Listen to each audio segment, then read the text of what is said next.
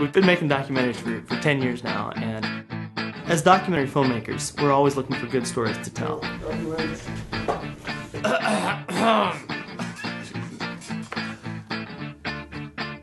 Alright, so our work takes us outside a lot. We do there's a lot of recreational activities in this area, and so we're out there shooting it.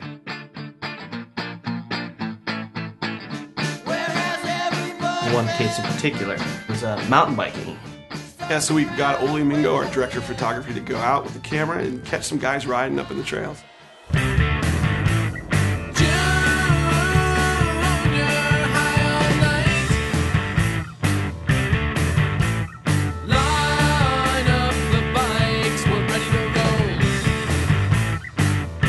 So I got invited to go out and film with some local free riders. There was one catch. I had to keep the locations a secret. We found out that all these trails were not only secret, they were illegal. There's this whole underground sect of bike riders. It's hard not to be interested in that. We knew there was a documentary there. And we're back, Coho 101.1. Thanks for being here on the morning show. I'm Clint Strand. Who owns the forests? The governments that take care of them or the people that love them? It's a complicated issue. And Isaac, tell us a little bit more about the story. You know, our recent story on mountain biking and the Forest Service has generated quite a bit of response. The mountain biking community is all fired up. Of course, everyone's upset that the popular trail Ribbed was torn out last week. The bikers are trying to work out what access they have to the forest and what rights they have to build the jumps out there in the woods.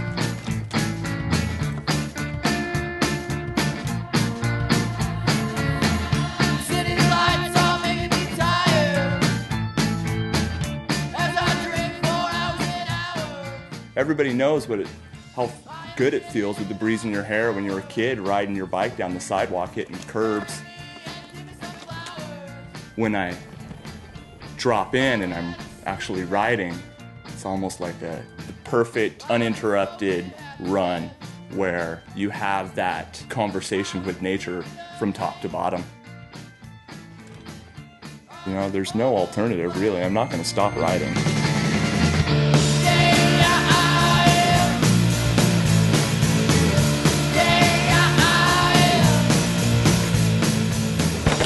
I can totally see this from both sides. I can see it from people who want to be out there enjoying nature, riding their bicycles, and I can see it from the Forest Service side too, that we have to have some control over this. We can't just go out and build a trail wherever we want. Building a trail without doing the appropriate analysis with wildlife and botany and archaeology is breaking the law. All roads lead me away from your house. You know, where is your perfect dream trail and what's that setting? And then imagine coming up there one morning and seeing every tree cut to the ground because somebody thought they needed the view better. Trail building is no different. Resources aren't unlimited. You know, with this story, the conflict's important because that's how you get to the solutions. Our plan is to take out the cameras, tour the Northwest, and find those success stories.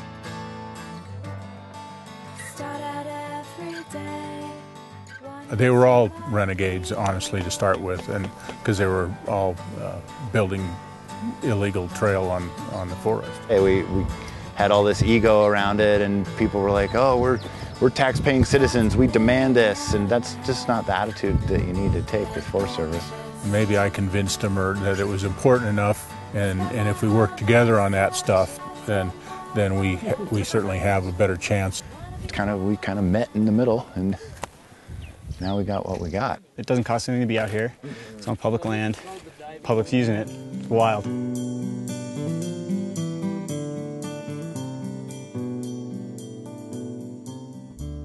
know, another place our search led us was to this former logging town in the Oregon Cascades, a place where not very long ago, mountain bikers were the enemy. Some people thought if you were a mountain biker, you're the reason the mill closed. Hey, look, it's my hometown. What a big letdown. Baby, I should know. I mean, these people saw their livelihood go away. They see people out in the woods. They think everybody out in the woods is going to chain themselves to a tree, you know. But it came from a place of fear. You would not see this now. My name is Gordon Zimmerman. I'm the city administrator of Oak Ridge, Oregon, the center of Oregon recreation where families and businesses live and grow, work and play, learn and dream in a safe and sustainable community, and the mountain biking capital of the Northwest. Can you say that again? It was a little more than you wanted. So this old hotbed of conflict is now calling itself the mountain bike capital of the Northwest. Surrounded on all sides by national forest, filled with hundreds of miles of single track, Oak Ridge is staking a lot of its hope for a comeback on two wheels. Mountain bikers are great people to have. They spend money here and they fill up the restaurants, they fill up the grocery store, they fill up the motels. And they're so darn tired at the end of the night, they go to sleep. So there's no trouble from the police department. We've had this marvelous asset here for a lot of years, but we didn't know how to develop it. Moving slowly through neighborhoods. Enter IMBA, the International Mountain Bicycling Association. All around the world, people ask IMBA for ideas on sustainable trail development, and we've been doing it as long or longer than anyone. With the right planning, we can put trails on the ground that are going to be the best in the world. You know, one of the most exciting ideas being developed by IMBA right now is called a Ride Center. Oak Ridge is one of our newest candidates for a Ride Center, and it couldn't be going better at this point. A Ride Center is like Disneyland for a mountain biker. I want to ride my bike. I want to hit the trail on a sunny day, ride anywhere I like. I want to jump over logs, roll across creeks. Basically what we're talking about is putting great places to ride on the ground that are going to be regional and even national level destination riding facilities. People would be willing to travel a day to get there, spend 4 days riding there because there'd be that much trail. Something for everybody, something for a beginning rider. A place that I can go and ride my dirt jump bike, I can go ride my cross-country bike, my downhill bike, and really get whatever type of experience it is that I'm looking for. Rode down on a mountain trike. I want to ride my bike.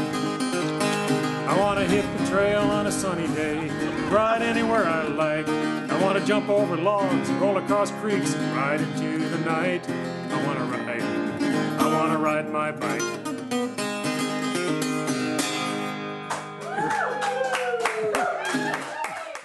We do have a large impact on a federal level. We go to DC and we lobby every year at the National Bike Summit. We got 2 people from Oak Ridge to come out to Washington, DC. Benjamin Beamer was one of those who went along, and he showed up in DC sporting, what else? A handlebar mustache. Well, the goal of the trip was to go make our pitch for the Ride Center. That partnership with IMBA was golden. We actually got our own meetings with our congressmen and senators. That meeting could not have gone better.